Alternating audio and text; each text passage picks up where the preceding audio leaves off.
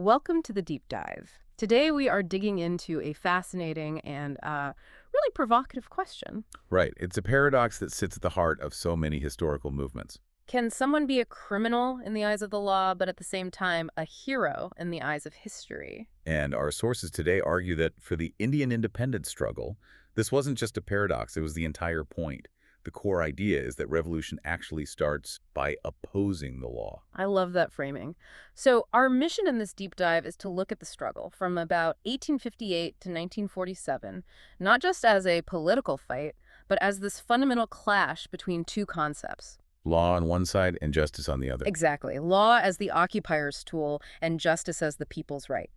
The sources are so clear on this. The freedom fighters were technically legally guilty, but that legal verdict was, the first necessary step. And we have to be really clear about what kind of law we're talking about. This wasn't a law that came from the people. It was colonial law imposed directly by the British Parliament. It was created in London for the benefit of London.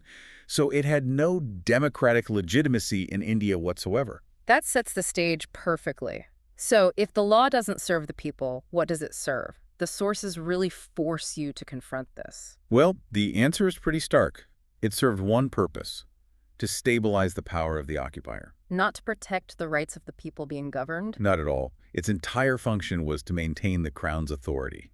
When you have a foreign power in charge, the legal system will always prioritize the survival of that regime over the liberty of its subjects. And when you get into the specific laws they used, it's breathtaking. It's like a toolkit for crushing dissent. Meticulously engineered. Well, let's maybe break down a few key examples, because they show how injustice was literally written into the code. Yeah, let's do that. Where should we start? I think we have to start with the Rowlatt Act of 1919. This thing was basically institutionalized terror. Okay, so what did it do that was so severe? It completely dismantled the concept of due process. It allowed the state to imprison people without a trial, and this is the critical part, to arrest them without any evidence. Without evidence. So just an accusation was enough. An accusation was enough. The sources call this Sakshamindri Kaihu. It's like a permanent state of emergency where your basic rights are just gone. It was designed to stop dissent before it could even get organized. Because you can't challenge the state if you can't even get to a courtroom to make your case. Exactly. And that was just the first step.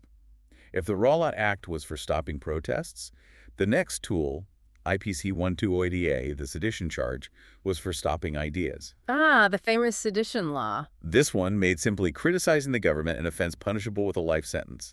They called it Ayul Sandhanai. A life sentence for speaking. For speaking or writing. So think about that environment.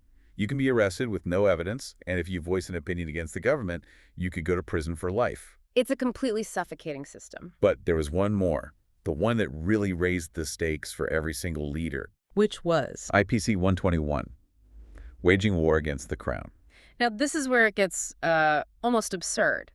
The sources say that even peaceful calls for independence were classified as waging war. How is that even possible legally? It's a brilliant and completely cynical legal move. By labeling a nonviolent political demand as war, they moved it out of the realm of civil disobedience entirely. And into the realm of treason. Precisely. It becomes a high crime. It justifies any level of brutal response and lets the courts treat political activists like enemy soldiers. So you're trapped. If you try to argue for freedom, the system just says, that's not a political debate, that's an act of war. And then they had other tools, the Press Act to silence journalists, the Public Meetings Act to ban any gatherings. They controlled everything. So the key takeaway here is that these laws were purely about protecting the occupier, which means that breaking them Was the necessary first step of revolution. There was no other path. To be a patriot, you had to become a criminal in their eyes. Okay, so if the law is a trap, how do you escape? How did the leaders shift the fight from the legal battlefield, where they would always lose, to a moral one? And that takes us to the absolute core of the movement's philosophy. The sources call it the duty to disobey. The duty to disobey. I love that. The leaders knew they couldn't win inside the British legal framework. They had to attack the framework itself to say, your entire system is illegitimate. And nobody did that better than Mahatma Gandhi. That quote from his trial in 1922 it's everything. It is the defining moment. He stands up in court, a place where he's supposed to be powerless, and says, I have violated your law. Your law is unjust. And then the crucial line. Breaking an unjust law is a duty, not a crime. That one sentence just flips the entire script. It's not an apology. It's a challenge. He's no longer arguing about legal guilt. He's arguing about moral responsibility. He's asking, is this law even worthy of being followed in the first place? Exactly. The sources call this concept Nichri Purupu, moral responsibility. It gives the movement a high ground the courts could never reach. Gandhi's basically saying that if you obey an immoral law, you become part of the injustice. So disobedience becomes the only ethical choice. It becomes an ethical imperative, yes. That makes perfect sense for Gandhi's nonviolent approach. Mm-hmm. But what about other leaders, the ones who were more radical?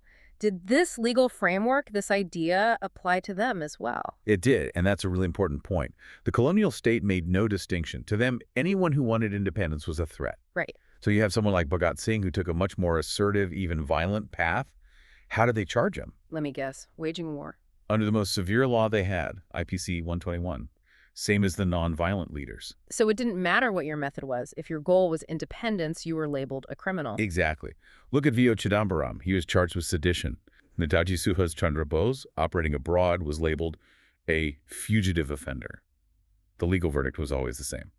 Guilty. Criminal. And the sources argue that this verdict, paradoxically, became their badge of honor. Being called a criminal by an unjust system was proof that you were doing something right. Yes. It was the first step to becoming a needy man, a figure of justice, in history's eyes. The court sentence became the proof of their patriotism. It's a total inversion of values. Okay, so let's tie this all together. What is the real difference here between law and justice? Why was breaking this law an ethical responsibility? Because the law itself was ethically bankrupt. I mean, it had the procedures of law, the courts, the judges, but it was hollow. It existed only to suppress rights and protect foreign rule. So the fight wasn't just against the police on the street. It was a rejection of the entire British judiciary. A total rejection of its power and its verdicts. They were confronting the judges, the barristers, the whole system. And that takes an incredible amount of courage. The courage to stand in court and say, if what I did is legally wrong, then your law itself is wrong. Yes, that is the revolutionary idea of the 20th century. A law cannot be legitimate if its purpose is to deny the freedom of the people it governs. It's such a powerful shift. The struggle was against the law, but for justice. And that really is a summary of the whole thing. The sources are right. Revolution is born only by opposing the law.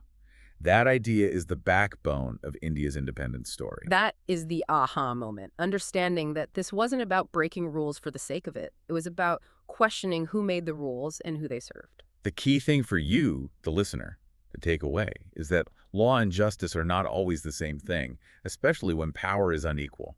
So, to leave you with a final thought, building on what we've talked about today, if we accept that legislation can be a tool of oppression, how should modern democratic societies measure the difference between legality, what's written down, and legitimacy, the moral authority of a law? What laws around the world today are being broken in the name of a higher justice, and what will history say about those actions 50 or 100 years from now? A question for all of us. Thank you for joining us on The Deep Dive. We'll see you next time.